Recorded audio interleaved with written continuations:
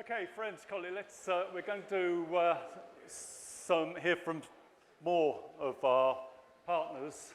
And the first one is National Trust. Our larger landowners and managers are really, really important to biodiversity, and the National Trust, I'm pleased to say, has had a big role with the Local Nature Partnership in the past and even more so in the future. And it's my pleasure to welcome Ian Marsh. Ian.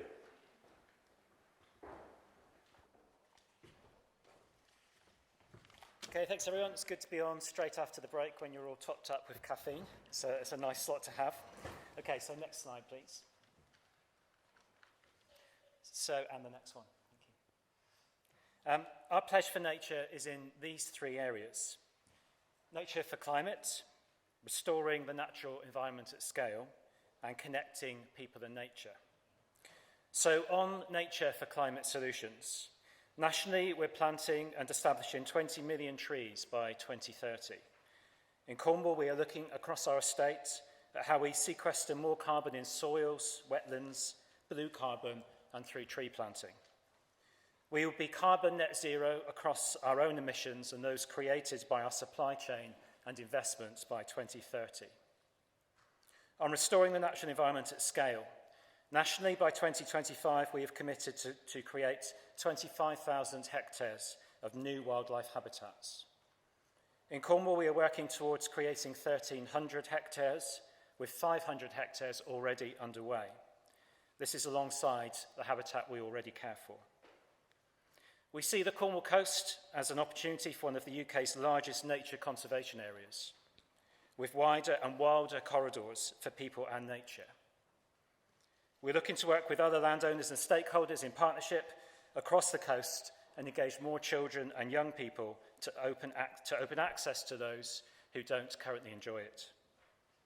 We've already tested what can be achieved in partnership through the Tincoast Partnership and Linking the Lizard, not only for nature, but communities, heritage, and access. Next slide, please. On connecting people and nature, COVID has shown how vital the connection with nature is for our health and our well-being, and we have a part to play. In West Cornwall, for example, we've seen the positive impact of social prescribing in the outdoors. Nationally, we've committed to play our part in creating 20 green corridors, linking people with nature near towns and cities.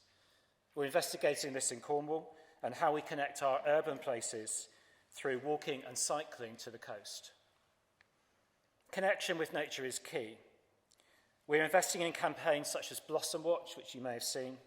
What better place to connect with and notice nature than the early flowering plants and bulbs and trees that Cornwall is known for? In the words of David Attenborough, no one will protect what they don't care about, and no one will care about what they have never experienced. Our communities and the 5 million visitors who come to enjoy our beautiful natural landscapes, coastline, beaches, gardens, woodlands, will gain new perspectives and a connection with nature. That's our biggest challenge and our biggest opportunity to deliver for the natural world. The challenges we face in our environment cannot be overcome by anyone in isolation. We want to collaborate, we want to share and grow our response with you in partnership, and we'd be delighted to share ideas and experience. Thank you.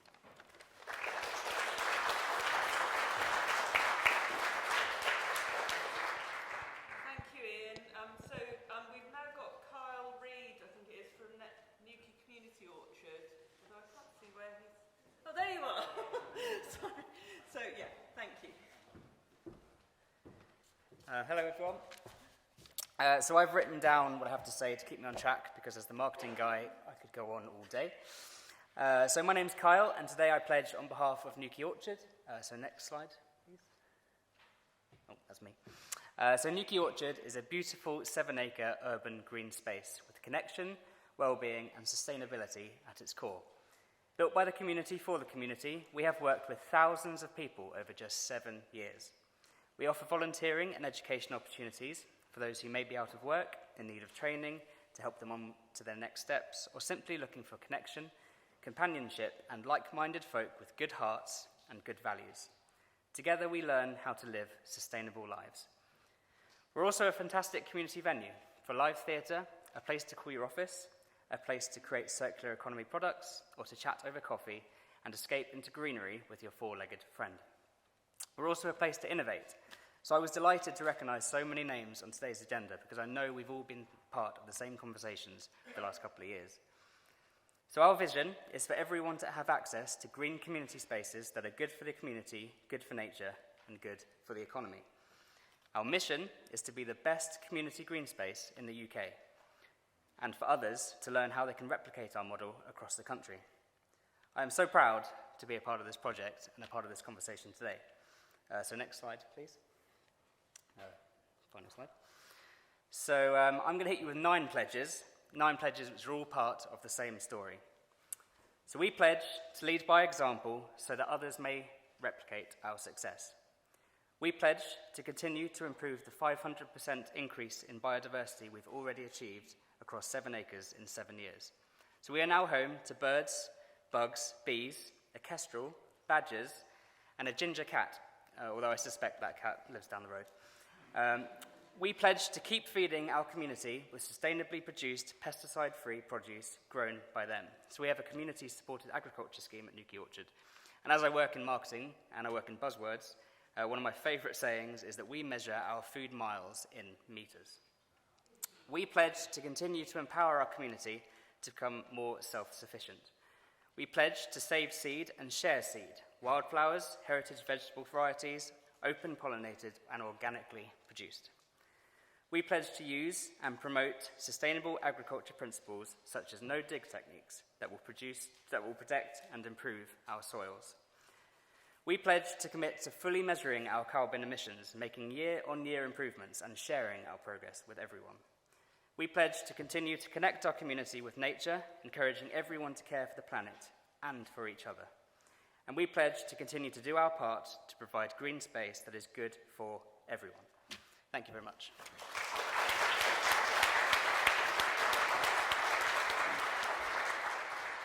Thank you, Carl. And I think one of the big messages that's just such an important one that came both from Ian at the National Trust and from yourself, Carl, is that as well as the biodiversity benefits that we get real human welfare and health effects and pluses coming from people's access to good, rich green spaces. So thank you both for your work in that area. We're now going to go back, I think, to one of our schools, to Redruth School, for a film. Hi, welcome to Redruth School. As you can see behind me, there are some wonderful football and rugby pitches. Not only are they bursting in colour, but they are litter and plastic free. Now, how do we achieve this as a school? Well, we've made several changes in and around the school. We've added more recycling bins, and our canteen no longer serves single-use plastics. Instead, we've used alternatives such as wooden cutlery and paper boxes. Now, why are we doing this? We believe that everyone should have the same chance in life, no matter their environment. This goes for our future generations. Our coral reefs are dying. We need to prevent this. We need to allow them to be healthy. We need to stop microplastics from getting into our oceans. And this is why we're pledging, along with Redruth Town, to achieve a plastic-free status. We'd very much consider it if you could also help and support us or do anything along with your businesses. Thank you so much for your time and watching. Have a good day.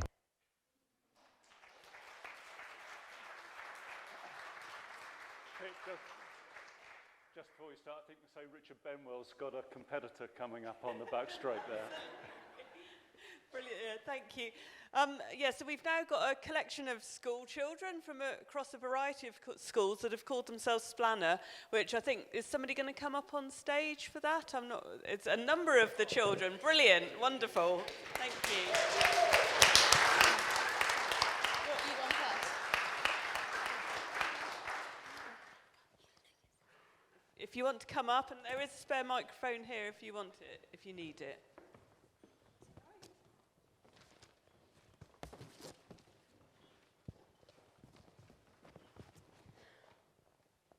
We are Splanner, which is Cornish for shining bright. Splanner is a way for people with similar interests to gather and have fun. We have circle time at the beginning to come together and help us understand each other's lives. Then we make art about the climate. Lastly, we eat pizza and talk about important global issues. Now we would like to share a piece of our work. It's called The Silent Revelation. Everlasting loops of whales, our tears fall like trees. Burnt by fire, ripped from roots. Severed from our mother, united by fall. Fighting agitated cries, the fee for hope. Layered, intricate forests repeating our chant. The silent revelation of the new generation. The silent revelation of the new generation. There are secrets, knowledge is lost. They say abandon hope, but hope comes with no cost. My future is compromised, a case of misguide. Think of environment, think of green, big dirty factories, filthy machines. We stand here for the glimpse, the sight of people who will stand with us, fight. Planet is home, there is only one green and blue. Don't want to become a grave for all time under a plastic wave.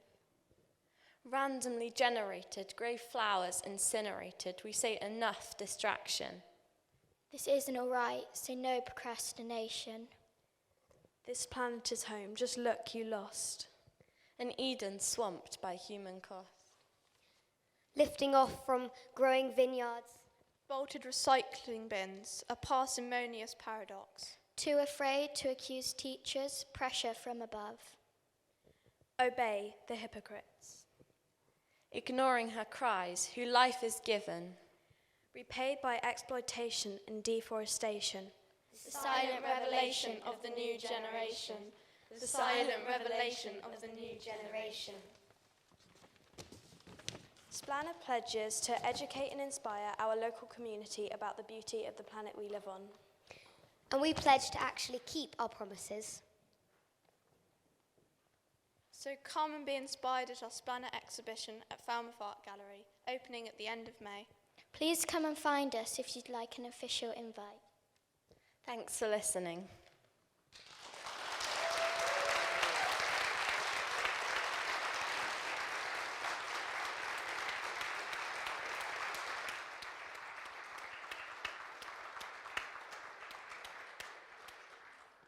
Thank you so much indeed for that, and we maybe can put that up on our website as well. I think would be a very good idea. So thank you so much indeed for that contribution. We're now going to move on to one of the other diversities of Cornwall's community. As always, defence has always been an important part of Cornwall, and I'm absolutely delighted to introduce Wing Commander Marshall Kinnear from St Morgan. Marshall. Thanks, Lord Tilson. I'm the Station Commander at RAF St Morgan and have nearly 200 hectares of relatively untouched land on the North Cornwall coast, or so I thought. Just after I arrived in August 2020, we had the results of an annual butterfly survey, which took me by surprise because previously we had one of the largest groupings of common blue butterflies in Cornwall, and now there were none. So we engaged with the MOD environmental team, who encouraged us to support the Beelines initiative to create pollinator pathways across the UK, and asked BugLife and the National Wildflower Centre at the Eden Project to come and visit the site and help us understand what we could do to help. The team were horrified by the aggressive grass cutting regime, so we vowed to reduce the frequency of cutting across the site, and are already beginning to see the kind of fruits of that labour now that spring has eventually arrived. So that was the catalyst to do more, and we've spent the last year speaking to organisations focused on conservation to help understand what we can do. Slide, please. We have around 400 personnel on site, lots of enthusiastic amateurs that are trying to improve awareness of environmental issues and get involved. Megan highlighted how distance makes it difficult to connect with nature, and this is even more prevalent today with all the constant distractions of technology when you don't actually get involved with nature itself. So we've initiated a number of projects, just like the ones that you've heard about from all the schools that have spoken today. They all resonated with the things that we're trying to do, but I'll just give you a few examples. Next slide, please. So we are trying to establish a community garden to bring our personnel together, improve awareness and the health and well-being of our personnel across the site.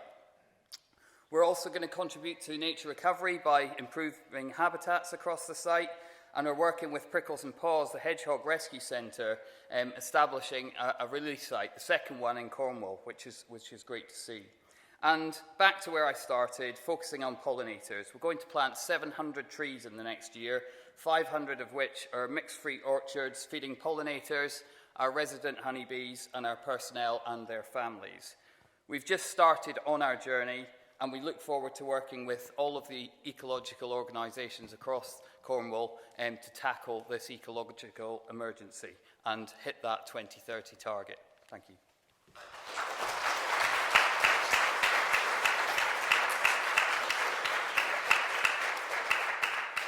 Thank you, Marshall. And next up, I'd like to invite Melissa Thorpe from Spaceport Cornwall.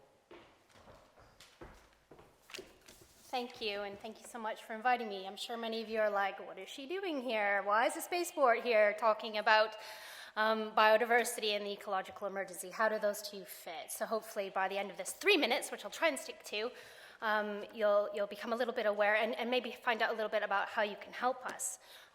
First slide, please. So Spaceport Cornwall is the UK's horizontal launch spaceport, and we're basically launching satellites to space for the first time ever from UK soil. Great. What does that mean, though? You know, what is the impact here in Cornwall? Why am I here? So I'll start with satellites. Satellites are wicked. Satellites are providing us with 50% of the climate change data that we are using today to understand what we are doing to our planet. Satellites also help us monitor what is going on, who is polluting, how pollutants are getting into our seas and into our rivers. Satellites are doing things like identifying brownfield sites for mass wildflower meadows. Satellites are doing things like identifying where deforestation is happening around the world. I could go on, and I think later on today you have a part of this conference which is looking at environmental intelligence. Space is a huge role in how we can help this planet using technologies from space. But I'll leave that there because you can find out a lot more about what satellites are doing. But there's an irony in this industry, and I found this out when I became the head of Spaceport Cornwall. The irony is all these amazing satellites are going into space, but they're going into space and where they're helping our planet in an impactful way. Think in your mind what a launch looks like. And close your eyes, you can see the birds flying away when you see a heavy lift rocket launched to space. Nothing about launch is good for our environment at the moment. So we can all bang on about how brilliant satellites are, but at the moment, the way satellites are getting to space impacts big time, and nobody seems to care. In this industry, they've been doing it for 50 years, and they will continue to do it this way unless somebody, maybe the head of a spaceport in little old Cornwall, can go and start to challenge them to do things differently. So that's what I'm doing. No big deal. So this irony is very interesting because all our satellites built here in the UK are being shipped overseas to launch. And up until very recently, they were being shipped to places like Russia.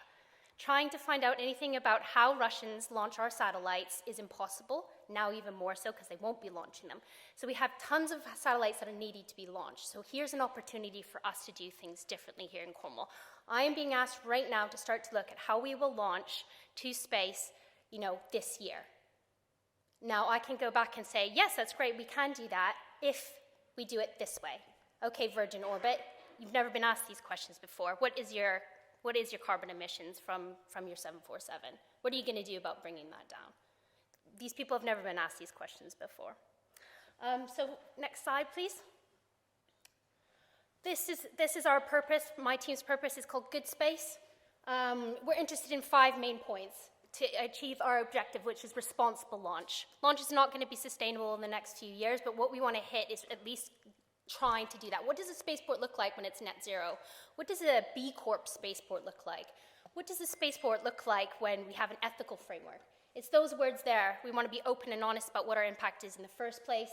We want to engage, have action, back that up with integrity, and then go out and challenge other spaceports to do the same. So our pledge for nature, next slide, please. Our pledge to nature is this at the moment. We're looking on-site at Spaceport up at Cornwall Airport, Newquay, working with our neighbours and friends with Marshall, at least 10% increase in biodiversity. We're not creating anything new. We're not a launch platform in the middle of a jungle or a peat bog in Scotland. We are at the airport already. We're not really developing much more along what's already there.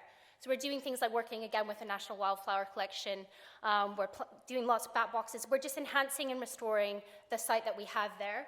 But one thing that I'm really excited about, and hopefully people in this room can be part of, is KernoSat-1, which is a satellite that we're designing in Cornwall, building in Cornwall, launching from Cornwall, and that will actually go out to monitor our ocean health around the coast of Cornwall. We're working with Ocean Conservation's Trust, Coastal Crusaders, University of Plymouth, our friends at Falmouth Harbour, Vicky, to look at how we can, from space, monitor the ocean health to restore seagrass, for instance, or potentially plant a kelp farm that we can go on to look at blue carbon sequestration.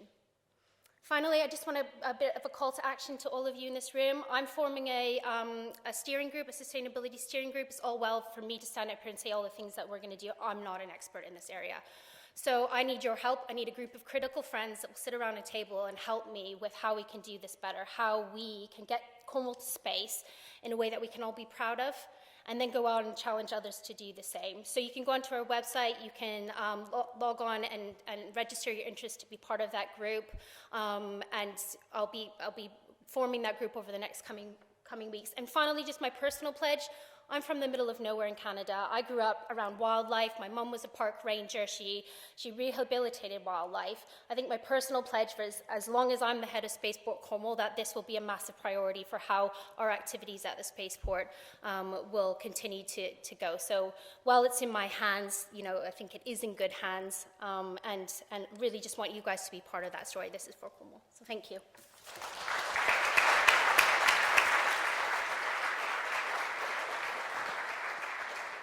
Thank you, Melissa. You mentioned nature-based solutions, which is quite fashionable but more difficult to do, but really, really important way we move forward, both in terms of climate change and the ecological emergency. One of the organisations that's been involved for some time in Cornwall on nature-based solutions has been South West Water. I went and saw one of their upstream thinking projects around catchments, and I'm very delighted that we have with us, excuse me, David Smith. Sorry, David. Thank you. It's amazing to be here amongst so many really inspiring people, so thank you. So, South West Water, one of the biggest employers in the South West and also quite a large landowner. I'm lucky enough to work for the team that does some of the best things that South West Water does. But I'm here today to tell you about our pledges as a company, so not just from my team, but from the whole company. Right, let's have the pledges, please, Robin. First slide, please. So, the Upstream Thinking Programme is our catchment management programme in the clean water catchments where we take water out of. And I pledge to continue doing the things we've been doing since 2010 and do that in more catchments. Currently, you can see we're in 6 catchments across Cornwall. Across Devon and Cornwall, we've invested £25 million in this programme, working with farmers in the landscape for clean water and better landscape storage of water for better outcomes for everybody and for nature.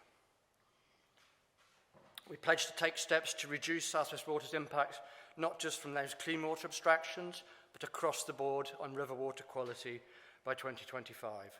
And that's really direct response to the Environment Bill and things that have been happening in that space. For my team, we pledge to manage our own landholding in Cornwall for nature, better for species and biodiversity, and to improve the skills and the knowledge base and the training within our staff to look after this landholding better. We've heard about cutting grass verges, and that's a really important thing to make sure you do that properly, but much more than that too. We pledge, again with my team, to promote the awareness of freshwater invasive non-native species and their impacts and their spread, and it was really great to hear about the people in the harbour collecting the boat washings and looking after those properly.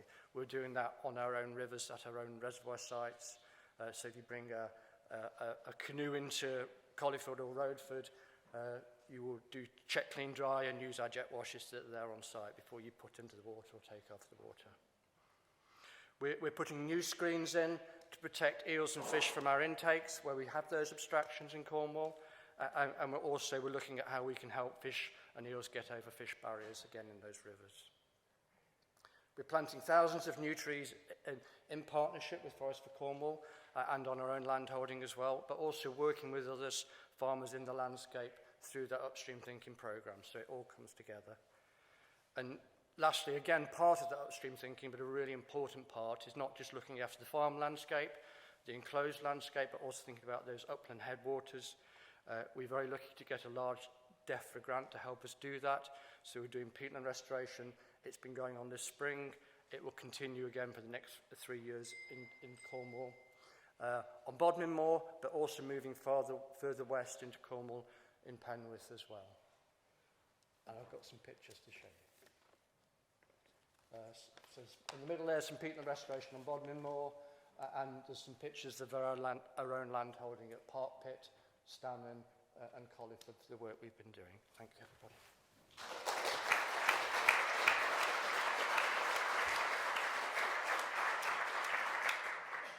Thank you, David, and I'm pleased to say we've managed to work with South West Water to sort of enhance the peatland restoration that's going to be happening here in Cornwall over the coming years. So next we've got another film from one of our secondary schools, so it's Treviglas, which is one of the Newquay schools. 2, go. Hello, we're eco-leaders and we're from Treviglas Academy. We are tackling the ecological emergency and do the following for nature. We plant trees, plant wildflowers and manage litter in our own community. Our pledge for nature is to improve biodiversity and waste management in our site. We plant trees and wildflowers. We litter pick on our school site and down the lane, and we soon plant a litter pick on the beach. Yeah.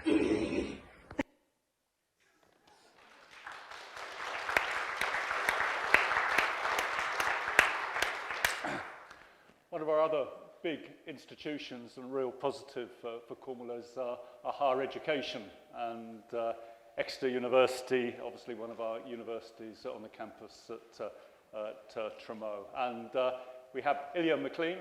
Ilya is one of our board members, and welcome, and you're going to talk to us about Exeter's commitment. Yeah, thank you very much. I love watching all those. You need... Sorry, microphone. I love watching all those ones from the schools. It puts us to shame, really. But at the University of Exeter, if you could just go to the next slide, please.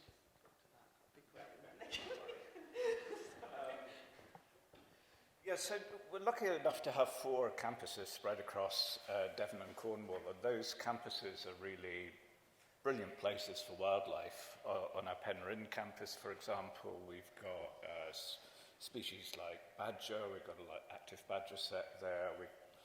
One of the first sites in Cornwall that we had breeding firecrests. We've got otters that have been sighted on campus.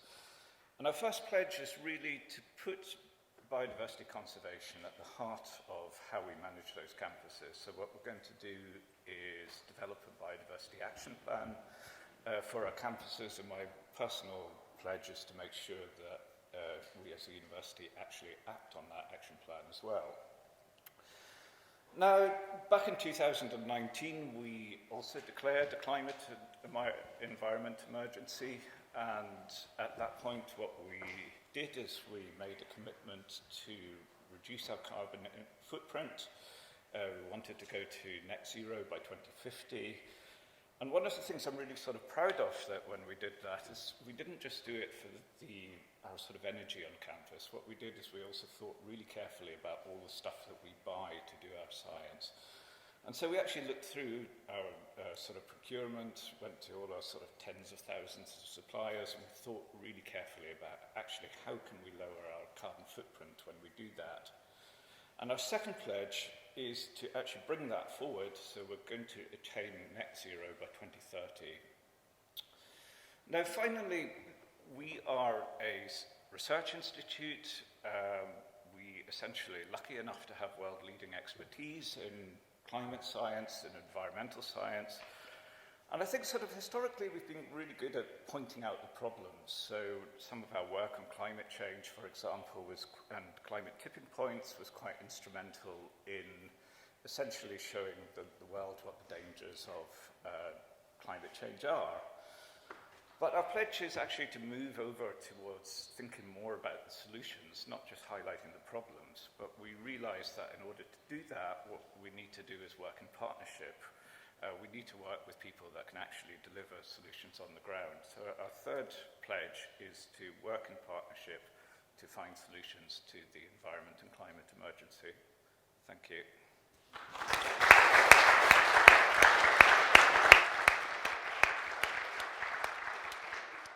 Thank you, Ilya. And now we're going to have another short film to round this session off from Wadebridge Secondary School. And I think it's pretty apt to finish this sort of session of the conference with some more voices from young people. And I think we all just sort of need to do them proud and act on our words and not just do more blah, blah, blah. So hopefully all of the pledges that we've been hearing today, we'll all be really sort of remembering that we've got to do as good as we say. So let's hear from Wadebridge School. Go. Hi, I'm Eden. I'm Ikar. I'm Alice. We are from the Wadebridge School Eco Committee. We are tackling the ecological emergency and we are doing the following for nature. During the National Big School Clean, all students will be taking part in a school litter pick.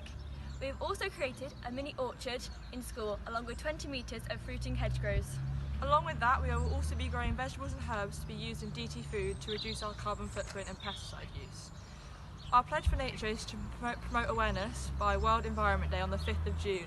Students will be wearing blue and green and will be fundraising to support future sustainability projects in our school.